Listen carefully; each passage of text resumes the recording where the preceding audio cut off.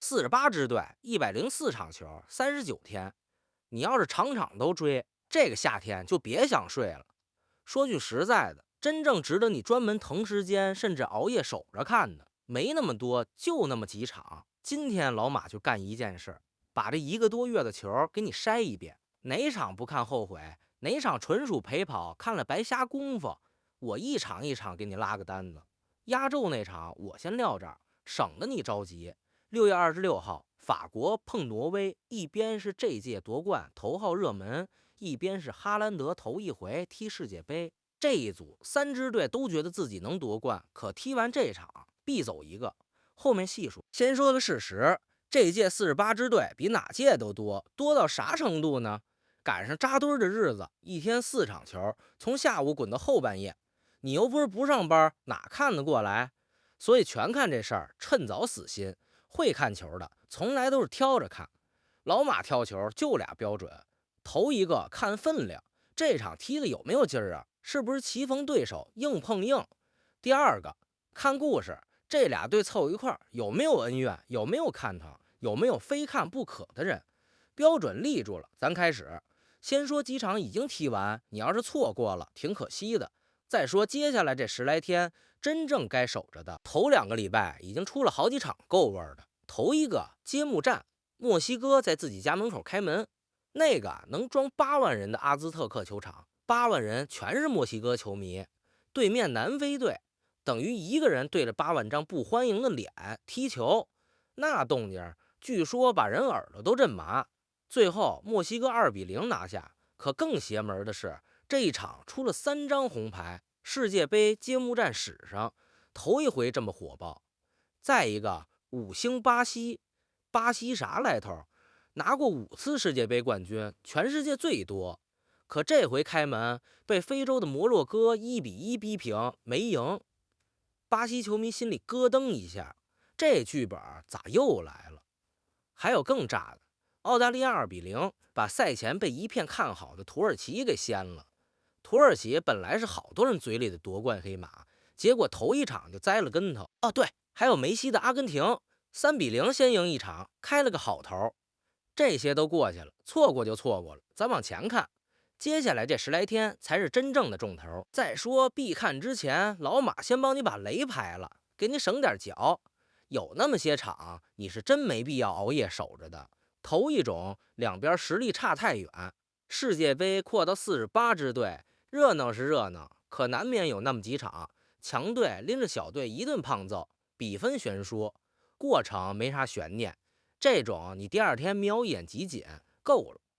第二種叫垃圾時間的球，等小組賽踢到最後一輪，有的隊提前出線穩了，最後一場乾脆派一幫替補上去練練兵，走個這過程，主力都在邊上坐着歇。這種球看個寂寞，把這些刨乾淨，剩下的才是值得你定個鬧鐘的。咱從分量輕的往壓軸，一場一場數。第6場這一檔，老馬給主辦國美國。你可能納悶，美國足球又不強，看他幹啥？看的就是這份尷尬。這屆世界杯是美國、墨西哥、加拿大3家合辦，美國是東道主，在自己家門口踢球。可壞就壞在開賽前2場熱身，美國一共丟了7個球，7個。東道主在自家球場、自家球迷面前，要是小組都出不去，那臉可就丟到全世界了。他這組裡還有土耳其、澳大利亞，沒一個是軟柿子。所以看美國，看的是東道主頂不頂得住壓力這出戲。這種主場必須贏，又未必贏得了的擰巴勁兒最有意思。第5場，西班牙碰烏拉圭，6月底這個週末，西班牙是現在的歐洲冠軍，啥概念？整個歐洲幾十支隊踢一圈，他是站到最後那個，腳下功夫細得跟繡花一樣，一幫人傳起球來，能把對手溜得團團轉。隊裡那個亞馬爾18歲，已經是全世界最難防的小孩之一了。你可別小瞧對面的烏拉圭，這國家攏共300多萬人，擱咱們這兒也就一個區那麼點人，可他是世界杯的老祖宗，頭一屆世界杯1930年就是在烏拉圭踢的，冠軍也是他，後來又拿過一回。胸口那2顆星是拿命拼出來的。所以乌拉圭的作风你就记俩字儿：拼命。谁碰上都得掉层皮，一个想拿技術把你磨暈，一個上來就跟你拼刺刀。最新潮的踢法碰最老派的硬汉，這種球最好看。第4場看葡萄牙，看葡萄牙其實是看一個人。C 羅多大了？41了，41歲還在世界杯的草皮上跑，還在國家隊當家進球，這事兒本身就是個奇蹟。這歲數的球員早該在家抱孫子了。可你知道嗎？ C 羅這輩子金球獎、金靴子拿到手軟，歐冠、歐洲杯一櫃子，偏偏世界杯一次沒贏過。他從2006年踢到現在，整整5屆，最好的一回還是20年前那個第4名。這是他第6屆，也是最後一屆了，最後一屆了，最後一次夠那個夢。你也別以為葡萄牙就靠一個老頭撐着，這支葡萄牙是他們歷史上陣容最齊整的一屆之一。前2年剛拿過歐洲國家聯賽冠軍，一路把德國、西班牙這些硬茬全掀翻了。所以看葡萄牙倆看點，一個老英雄夠不夠得着他最後那個夢？一幫正當年的小伙子能不能替他扛起來？這場仍然拉滿。第3場6月24號，巴西碰蘇格蘭。這場單拎出來是因為他背後壓着一段舊賬。蘇格蘭上一次踢世界杯得追到1998年，28年前。那年小組賽頭一場就撞上巴西0-2，輸了回家。28年了，蘇格蘭頭一回又殺回世界杯，結果分組一出來，好家伙，又是巴西。你說這緣分夠不夠損？當年把人送回家的又堵在門口了。蘇格蘭這回能不能報這一箭之仇，值得守一場。這段恩怨，老馬下一期還要專門細了。你先把這場記心裡。第2場分量更重，阿根廷收官那場，6月27號對約旦。為啥單拎出來就倆字兒？梅西。梅西今年38了，他的世界杯從26年踢到現在，整整20年，這是第6屆。前5屆他扛着整個阿根廷，可總在最後關頭差一口氣，被人戳着脊梁骨說俱樂部封神，國家隊沒冠。直到上一屆卡塔爾35歲，他才終於把那座憋了一輩子的大力神杯親手舉過頭頂。而決賽那場點球大戰裡被他掀翻的正是姆巴佩那支法國。這個名字你先記着，等會兒壓軸那場還得碰見他。這一屆梅西是回來謝幕的，這是他最後一屆世界杯，板上釘釘，再沒有下一屆的那種最後。往後世界杯這個舞台上你就再也看不着他了。何況阿根廷現在又是衛冕冠軍，開門還贏了球，狀態在線。所以這場你看的不只是一場球，是一個時代的尾巴。